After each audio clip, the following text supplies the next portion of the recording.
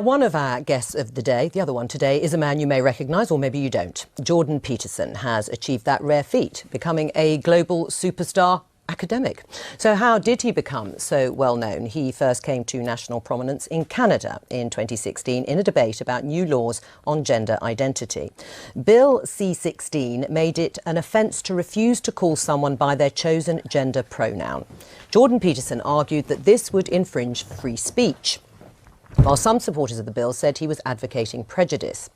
From there, his YouTube star took off, and he has now over 1 million subscribers. And his videos, where he talks everything from identity politics, which we've touched on, to the Bible, to Disney movies, have been viewed over 150 million times. Gosh, that's about the same number of viewers we have on this programme. Last year, he supported ex-Google employee James Damore, who had been fired for suggesting men and women have different interests due to biological differences. And his latest book, 12 Rules for Life, has taken him on a global tour promoting his ideas, and just this week he sold out the 1,000-seater Emmanuel Centre around the corner here in Westminster.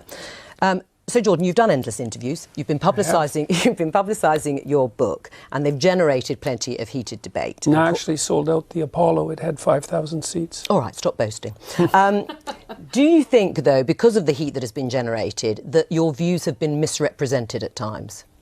Oh, definitely, but that's, that's part and parcel of the process. I did take a very forceful stance, let's say, against some of the excesses of the radical left-wingers, and it's in their best interest to paint me as somehow a figure of the extreme right, because then I don't have to be contended with. But, I mean, it's easy for people's views to be oversimplified in a very large public debate. I mean, in terms of some of the issues, I mean, you say you've been painted as an extreme right-winger. No, some people have tried that. Not very successfully, but they've tried it. And you came to prominence in part over your opposition to this law that we just talked about in Canada, proposing the use of preferred pronouns for transgender people. Just for clarity... Mandating them. Yeah. Right. Saying that you should do it. No, that you had to do it. Right, you had to do it by law. But just for clarity, do you think a trans woman is a real woman? I don't really like the way those questions are formulated. I don't know what that means. What do you mean a real woman? Well, I'm asking you, in your mind, it depends what you think a real woman is, but do you think a trans woman is a woman? No. Why not? Because I think that women are capable, generally speaking, of having babies, and they have female genitalia, and they have an XX chromosome, and I think the biological markers are relevant. It doesn't necessarily mean that I don't think that people should be treated with respect and dignity if they happen not to fit easily into a gender category. That's a different issue. Right. But it's a matter of definition. And I actually think it's a foolish argument in some sense. Because what do you mean by real? Well, I mean, you've just clarified that, though. You don't think that a trans woman is a woman. And do you think that that is what is behind or explains your opposition to this idea of a law mandating you to use a preferred pronoun, is because you don't actually believe that that's the truth, that a trans woman is a woman, and therefore you can't use that pronoun? No, that's not my argument at all. Really?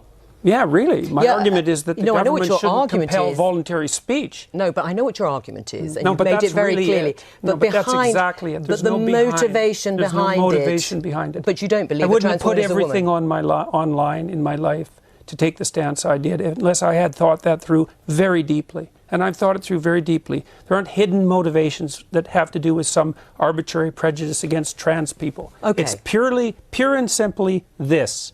There's never been a time in English common law history where the government compelled speech, and the Canadian government dared to do that. And that was unacceptable. And they masked it with this show of compassion for the oppressed, and I don't buy it. Right, but you would, as I think you've said, at an individual level, if somebody asked you, somebody asked you to use a particular pronoun, you would do so. Well, I have. You have? Yes. Right, fine. Yes. Let's talk about feminism. Are you a feminist?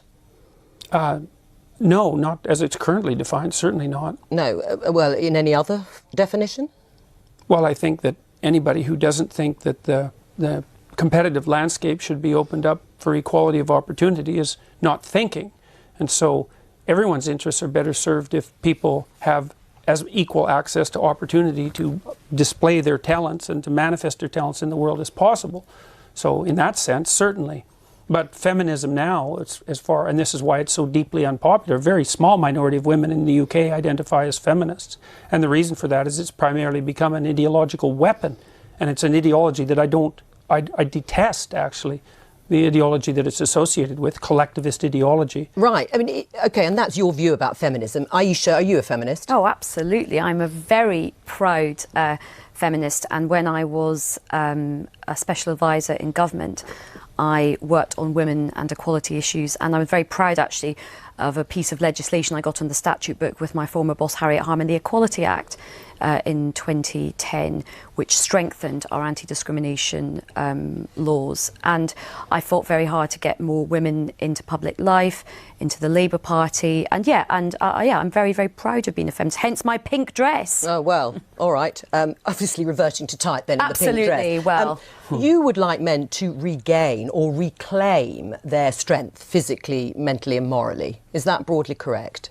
I would say morally, fundamentally, but I think the other things go along with that. Right, and if that But it isn't men precisely who I'm speaking to. It's people. I'm a clinical psychologist. I'm actually interested in individuals, and I'm interested in their fortification against tragedy. You know, every time I do an interview, the interview is always political. It's always political. Well, the clue is in the title of this programme. We are the Daily Politics. No, fair enough. No, look, fair enough. And I'm not casting aspersions at this programme, but the fundamental news that's important about what I'm doing isn't the political element. And the people who talk to me don't talk politically. They say they've watched my lectures. But part of it is that I think for a lot of people the kind of personal does become the political. Or the political becomes the personal. Yeah, and I think in terms of in this situation, a lot of people are wrong, because primarily what's happening is people are watching my lectures, and as a consequence, their lives are improving dramatically. Oh, I'm sure they are. I'm sure people are have had a huge conversion after, and they're much happier once they've been. It's not a conversion. But what I would like to do is kind of almost. I think at the moment the discussion about feminism is very divisive, and sometimes it can sort of be like, OK, men have to lose and women have to gain. Actually, everybody has a lot to gain by greater equality. Now, whether you get the equality of outcome that you want, I think only time will tell. But certainly, equality of opportunity is very important. And actually, we can agree on that. And a lot of men would benefit from that. So I think a lot of men are having a lot of crises at the moment in terms of mental health, suicide issues, their own sense of identity, because I think some of the stereotypes put on men are quite limiting for them as well. I think they make men quite unhappy as well. The devil's in the details with regards to equality, because I'm an advocate of equality of opportunity. But and I think outcomes. the idea outcomes, that's an appalling doctrine. Why? All right. Well, because you have to produce an unbelievably potent bureaucracy to make the ever greater and ever finer distinctions that are necessary to enforce equality of outcome. How many group differences are you going to equalize across? Is it just gender and sex? How many genders? No, so gender and ethnicity? How many genders? I think how many ethnicities? How many races? We'll let Aisha answer. I think what people are trying to do with this, and certainly as somebody who has sought to sort of do this myself, I think you set yourself ambitions for what you would like to see, and then you try and remove as many of the structural barriers and obstacles. So you try and create that fair crack of the whip and that equality of opportunity to see where you get to with the outcomes. That's now, fine. We are in very early stages. It's only 100 years since women got the vote in this country. We have had a long established patriarchal society and set up for a long time in the world, in this country. So I think we have a long way to go to see where it plays out. There is no country in the world where we really do have gender equality properly yet in terms of real decision making and real some of the power. Scandinavian countries maybe, but they're still not quite there. And I think you've spoken a lot about this. There's still a way to go in Scandinavia. Things are not perfect in Scandinavia. I haven't spoken about that specifically. I've spoken about. You spoke about the right stuff yesterday. You talked about the Scandinavian. Well, I've spoken about the fact that, see, one of the things that's happened in the analysis of the differences between men and women is that the social constructionist claim is that the differences are socially constructed, right? Is that it's a consequence of environment that men and women differ.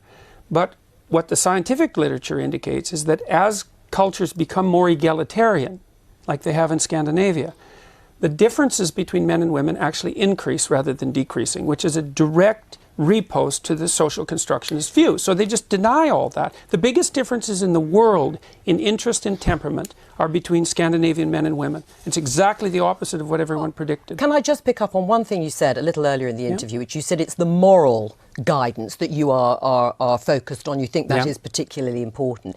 How do you square that with the behaviour of perhaps arguably, you know, a prominent alpha male president of the United States, Donald Trump, when his behaviour, I mean, he is accused of having an affair with a porn star when his wife was pregnant. How does that fit with morally reclaiming? Well, I would say that was rather clearly immoral. Right. Yeah, but you would still, not to be a target for emulation. But you still would have voted for him over Hillary Clinton as an identity politics. I mean, it's just how none do of that you was on the table, and I said I might have voted for him on a whim. That's but all. you also did say you started out feeling quite close to Hillary Clinton. Can I just come on the very quickly, because we've got to move on. In a way, I don't care what Trump does in terms of his private life, but what I don't have is him stopping or potentially stopping other women having agency over their reproductive rights, and lots of men taking those decisions. It's all about where the moral outrage lies and what's more morally outrageous